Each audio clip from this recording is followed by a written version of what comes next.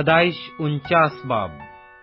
और याकूब ने अपने बेटों को ये कहकर बुलवाया कि तुम सब जमा हो जाओ, ताकि मैं तुमको बताऊं कि आखिरी दिनों में तुम पर क्या क्या गुजरेगा।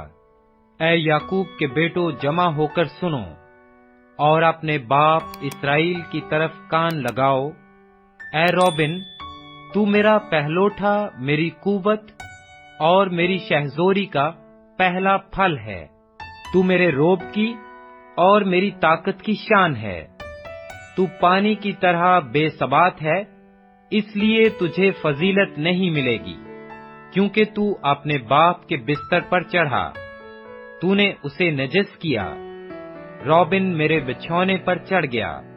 शमौन और लावी तो भाई भाई हैं, उनकी तलवारें जुल्म के हथियार हैं।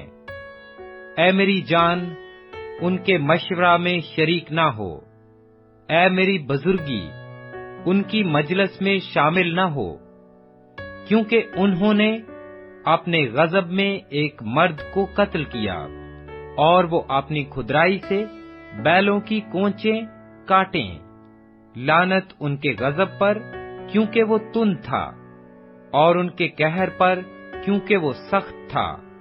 मैं उन्हें याकूब में अलग अलग और इसराइल में परागंदा कर दूंगा। ऐ यहूदा, तेरे भाई तेरी मदद करेंगे, तेरे भाई तेरी मदह करेंगे। तेरा हाथ तेरे दुश्मनों की गर्दन पर होगा। तेरे बाप की औलाद तेरे आगे सरनगू होगी। यहूदा शेर बब्बर का बच्चा है। ऐ मेरे बेटे, तू शिकार मार कर चल दिया है। वो शेर बब्बर बल्कि शेरनी की तरह दबक कर बैठ गया, कौन उसे छेड़े। यहूदा से सल्तनत नहीं छूटेगी, और ना उसकी नस्ल से हुकूमत का आसा मौकूफ होगा, जब तक शिलवा न आए। और कौमें उसकी मुती होंगी। वो अपना जवान गधा अंगूर के दरख्त से और अपनी गधी का बच्चा आला दर्जे की अंगूर के दरख्त से बांधा करेगा। वो अपना लिबास मै में और अपनी पोशाक आबे अंगूर में धोया करेगा। उसकी आंखें मै के सबब से लाल और उसके दांत दूध की वजह से सफेद रहा करेंगे। ज़बूलून समुंदर के किनारे बसेगा और जहाजों के लिए बंदर का काम देगा, और उसकी हद सदा तक फैली होगी। अश्कार मजबूत गधा है, जो 2 भेड़ सालों के दरमियान बैठा है। उसने एक अच्छी आरामगाह और खुशनुमा जमीन को देखकर अपना कंधा बोझ उठाने को झुकाया और बेगार में गुलाम की तरह काम करने लगा। दान इसराइल के कबीलों में से एक की मानिंद अपने लोगों का इंसाफ करेगा। दान रास्ते का सांप है, वो राहगुजर का इफी है, जो घोड़े के अकब को ऐसा डसता है कि उसका सवार पिछाड़ खाकर गिर पड़ता है।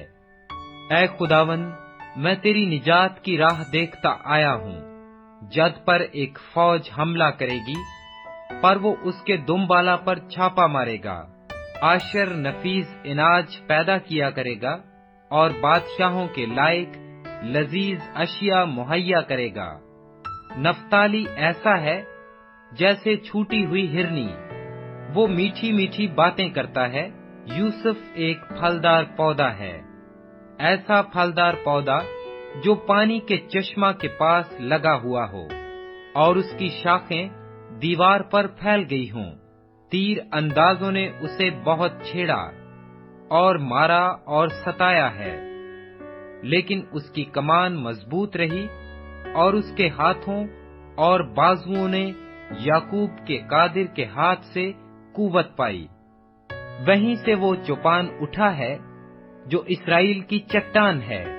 ये तेरे बाप के खुदा का काम है जो तेरी मदद करेगा, उसी कादर मुतलिक का काम जो ऊपर से आसमान की बरकतें और नीचे से गहरे समुंदर की बरकतें और छातियों और रहमों की बरकतें अता करेगा।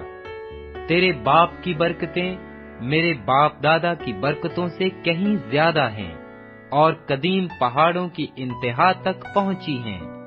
وہ یوسف کے سر پر بلکہ اس کے سر کی چاندی پر جو اپنے بھائیوں سے جدا ہوا نازل ہوں گی۔ بنیامین پھاڑنے والا بھیڑیا ہے، وہ صبح کو شکار کھائے گا اور شام کو لوٹ کا مال بانٹے گا۔ اسرائیل کے 12 قبیلے یہی ہیں، اور ان کے باپ نے جو جو باتیں کہہ کر ان کو برکت دی وہ بھی یہی ہیں۔ ہر ایک کو اس کی برکت کے موافق اس نے برکت دی۔ پھر اس نے ان کو حکم کیا اور کہا کہ میں اپنے لوگوں میں شامل ہونے پر ہوں، مجھے میرے باپ دادا کے پاس اس مغارہ میں جو عفرون ہتی کے کھیت میں ہے دفن کرنا، یعنی اس مغارہ میں جو ملک کینان میں ممرے کے سامنے مکفیلا کے کھیت میں ہے، جسے ابراہیم نے کھیت سمیت عفرون ہتی سے مول لیا تھا تاکہ گورستان کے لیے وہ اس کی ملکیت بن جائے۔ وہاں انہوں نے ابراہیم کو اور اس کی بیوی سارہ کو دفن کیا۔ وہیں انہوں نے اسحاق اور اس کی بیوی ربکا کو دفن کیا، اور وہیں میں نے بھی لیہا کو دفن کیا، یعنی اسی کھیت کے مغارہ میں جو بنی ہت سے خریدا تھا۔ اور جب یعقوب اپنے بیٹوں کو وصیت کر چکا تو اس نے اپنے پاؤں بچھونے پر سمیٹ لیے اور دم چھوڑ دیا اور اپنے لوگوں میں جا ملا۔